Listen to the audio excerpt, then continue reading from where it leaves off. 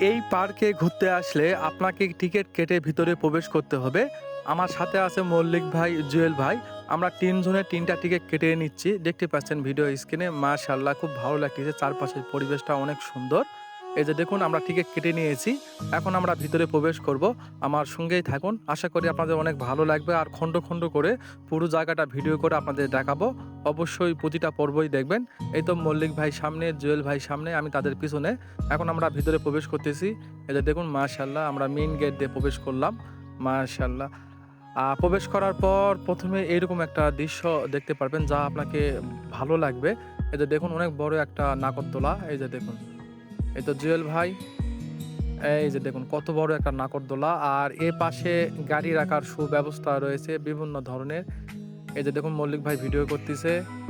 আমাদের টিকটকার মল্লিক ভাই। আর পাশে রয়েছে বাইক রাখার একটা জায়গা। অনেক সুন্দর ব্যবস্থা। এই যে দেখুন। আমরা ধীরে, ধীরে ভিতরে প্রবেশ করতেছি আর পুরো জায়গাটা ঘুরে, ঘুরে দেখব।